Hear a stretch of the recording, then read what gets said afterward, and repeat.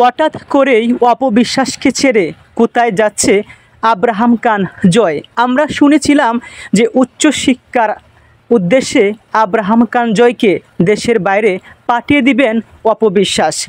এমনকি কয়েকদিন পূর্বে আব্রাহাম খান জয়কে নিয়ে দেশের বাইরেও গিয়েছিলেন মা অপবিশ্বাস। তবে হঠাৎ করেই গেল কুরবানির ঈদে দেখা গিয়েছে যে মায়ের গালে চুমুকে সন্তান আব্রাহাম খান জয় মনোমালিন্য হয়ে মনটা খারাপ করে বসে আছে।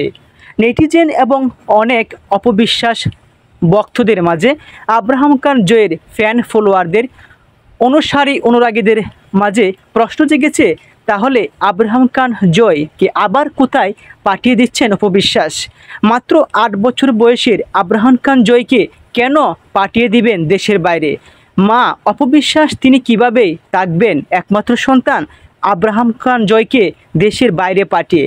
সম্প্রতি একটি সাক্ষাৎকারে 2 মাস খানিক পূর্বে অপবিশ্বাস তিনি বলেছেন, আব্রাহাম খান জয় তো একা থাকছে না। যখন প্রশ্ন করা হয়েছিল মাত্র 8 বছর বয়স আব্রাহাম খান জয়কে ছেড়ে আপনি কিভাবে থাকবেন, বা আব্রাহাম খান জয় আপনাদেরকে ছেড়ে কিভাবে থাকবে, তখন বলেছেন ও তো একা যাচ্ছে না, ওর দাদা দাদি অর্থাৎ সাকিব খানের মা বাবা এবং সাকিব খানের পরিবারেই ওই দেশে থাকবেন।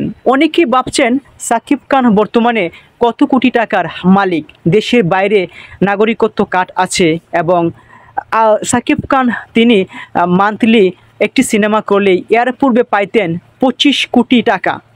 এখন কত পাবেন?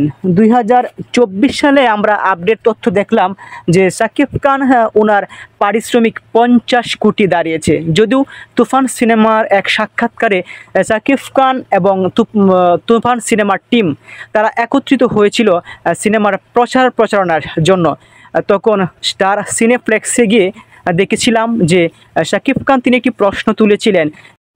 তখন কথায় কথায় সাকিব খান তিনি বলেছিলেন, তুফান সিনেমা যদি 100% সফলতা লাভ করে এবং দেশের গণ্ডি পেরে বিদেশেও মুক্তি পায়, তাহলে এই সিনেমার লাভের 50% আমাকে দিতে হবে। যদিও কথাটা তিনি কথায় কথায় হাসির চলে বলেছিলেন, তবে সেটাই বাস্তবতার রূপ ধারণ করতে যাচ্ছে।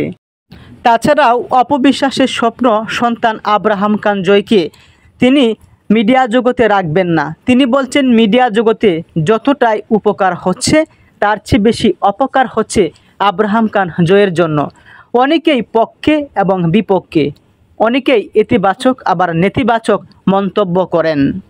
অনেকে আবার শাহেদ খান বীর এবং আব্রাহাম খান জয়েরও তুলনা করেন।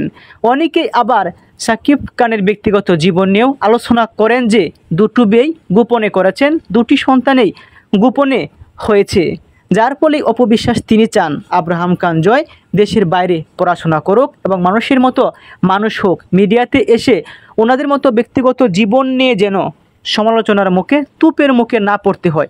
তাই হয়তো আব্রাহাম খান জয় মাকে ছেড়ে চলে যাচ্ছে, এজন্যই হয়তো তিনি তার চোখে মুখে জল এবং মাকে ছাড়া থাকতে হবে কান্না করছেন।